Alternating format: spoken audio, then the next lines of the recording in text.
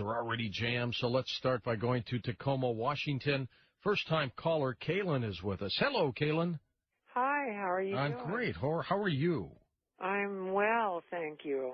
Super. The reason I called is because my friend River, she told me I should give you guys a call because you've been talking about Sasquatches and Yetis and skunk apes. We do it all. Yeah. Why, have you seen one of these things? Have I seen them?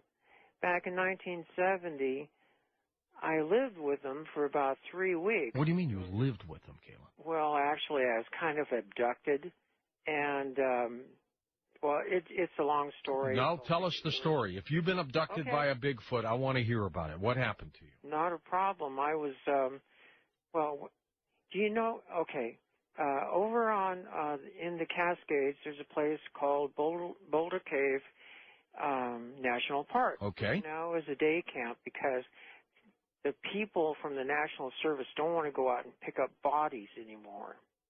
Bodies? Bodies, yeah. Well, mainly it's snake bite. Ugh. So people died out there, you're saying? Oh, yeah, people have. And so they made it from a recreational area to just a day camp right there by the Little Natchez River. Anyways, when it was a national park back in 1970, I convinced my dad and my stepdad and my mom that I needed to get out of the house because there's too much going on. At the house, sure. Yeah. So you got to get away. You go to the park. Yeah. So anyways, they take me out to the park. That's where I wanted to go. Are you going to camp out there at that time or what? Okay. Yeah. And I told them I'm going to stay out here for 3 weeks. I'm going to enjoy the river. I'm going to go see what Boulder Cave looks like, and maybe I'll go up to Devil's Falls. And my stepdad said, well, if you go out towards Devil's Falls, you might want to just be very careful out there because there's a lot of snakes. And I said, okay, fine. I'll hunt the snakes. And he wasn't kidding. Dinner. All right. You were going to eat the snakes? Oh, yeah. I mean, rattlers. I've never eaten a snake. I'm not sure. Oh, yeah. What? You think that a snake tastes like chicken? That's what I hear. It tastes like fish. That's what a snake tastes like. Yeah, but it's a mental picture. I can't eat something like that. Well, that's all right. Well, do you eat roadkill? Yeah, anyway. You do? Huh? Do you eat roadkill? No, but I do eat rattlers. Oh, okay. Anyways, let's go back to your great story. So you're camping out there. Yeah, I was camping out there for at least 3 days, and then I decided I'm going to go up to Boulder Cave because I never saw it. I wondered, I found it, went into that chilly place, and it must have been 30 degrees. I mean, it was cold, and it was about 70 feet long. So I went through the cave, and I was glad to get out. Mm-hmm. Then I decided, well, since I'm this far and I've got a pack on, I'm going to go out to Devil's Falls and see what's so great about it, because I'd never been out there before. So off you went. Yeah, off I went. Well, about 2 hours into my hike, I finally got out to the falls. But just before I got to the falls, there's this big old log. So I just took off the bark and there's a bunch of grubs there, so I got a bag full of grubs. What'd you do with those? Oh, you eat them. You eat grubs? Well, yeah, they're not poison. They're like little worms, aren't they? Oh, actually, they're more like little maggots. Fat things, yeah, like maggots, but they taste really good. Oh, anyway, you'd be fun for dinner. Well, I decided I was going to have a very interesting lunch. So after I'd done that, I smelled this horrific smell. Aha. And I thought, my God, something's dead. So I looked over into the ravine that goes out into, not Jungle Creek, but the Devil's Creek area. And I didn't see anything. And I thought, okay. So I went over to the other side. Yeah, and for the sake of time now, let's get the Bigfoot into getting you. I'm getting there. Okay.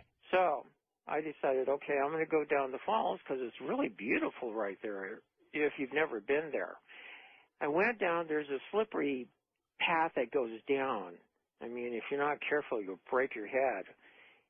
Well, when I finally got to the base of the falls, I set up my camp, and then I went to the waterfall because I was all dirty, and I was washing up, and then I saw this dark thing coming over me. I looked up.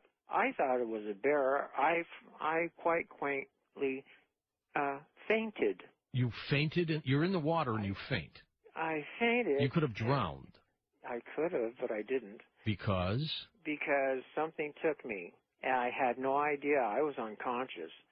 And the next thing I knew was that I was waking up in darkness, and the darkness was a cave. You were in a cave with a family of Bigfoot. No, actually it was just one at the time. It was a male, and... Was he, hovering over you? No, actually, he was sitting across from me. Was he watching you? Yeah, I'll tell you what, at first I thought the devil had arrived. Were you clothed, or did you take your clothes off when you went in the No, I was river? clothed. I just thought the devil was after me because all I saw was these glowing red eyes. All right, so you wake up, Kaylin, you're in a cave, and there's a Bigfoot. About how big is this thing? I had no idea at the time because it was pitch black. Okay. And I just heard this voice in my head. What do they sound like? The voice itself was very pleasing. It was very clear. And it just said, don't be afraid. You're okay. Don't be afraid. We're not going to eat you. And I said, that's fine. Who are you? And he said, well, some of us call us seal cocks and others call it Sasquatches. So they were God. They were communicating with you via telepathy?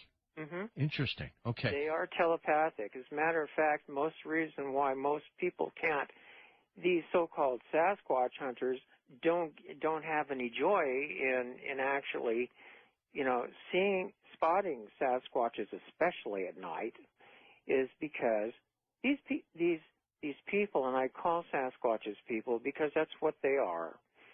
They're long-range telepaths. They know you're coming miles before you get there. Okay, so there was one. Anyway, there was one, and he just told me not to be afraid, and he says, are you hungry? And I said, well, yeah.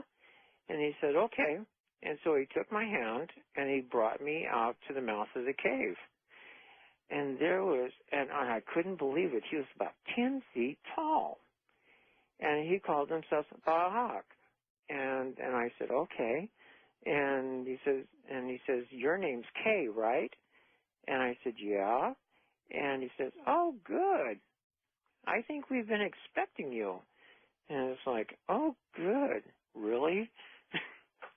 So anyways, 4 other Sasquatches emerged from the brushy area. All the same size? Any little baby Sasquatches? There was one, except it was about 4 feet tall, and it was only 2 summers old. And so how long did you stay with them, Kay? I stayed with them for about 3 weeks. On your own, or did they keep you? No, they let me come and go as I wanted. So you wanted to stay there for 3 weeks? Oh gosh, yes.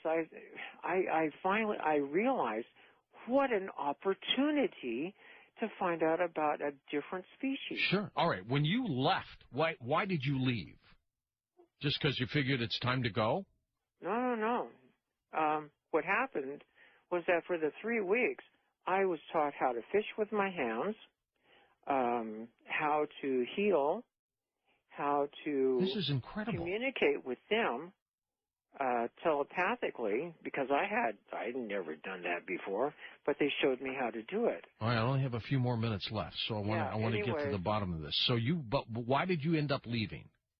I left because I needed to. Okay, so you leave. Did you ever? And I told them, I said, look, I love you all, and I really want to stay with you, but I have to go. I have a family I have to go to. All right, did you ever come back and see them again? Oh, yeah.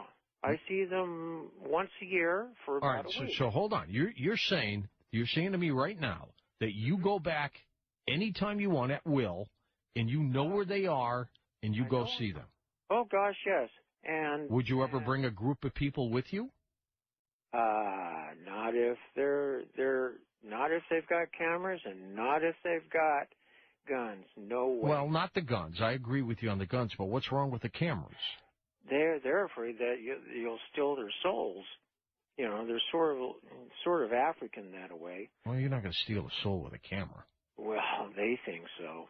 And that's kind of interesting. So here's my question. Were they born on this planet or were they brought here?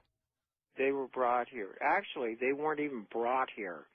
Their ship crash landed about 90,000 years ago, and there were 700 Sasquatches on board who had been who were on their way to a prison planet. See, their planet, their home planet, is called Inuva. And where is that in the galaxy? It's in the Aries star system. Okay. And they were like prisoners? They were prisoners. Yeah. So you're lucky. Like the Botany Bay. Well, you're lucky you stumbled into a group of nice ones then. Well, actually, they told me all about themselves and their relatives, and why they split up and went to the four corners of the earth. Have you brought anybody with you, even if they go without a camera? Would you do that? That's a nifty thing. First, I'd have to contact them and ask for. Well, you do me a favor. You ask them and get back to us. Sure. I would probably go without a camera and definitely without a gun. Well, that would be a very safe thing. You've got to guarantee that I'm going to be able to come back, though. Well, I'm not going to let them kill you. Would they? No. All right, good. You do that. You ask them. You get back to us, George at coasttocoastam.com. At worst, I'll send Tommy in place of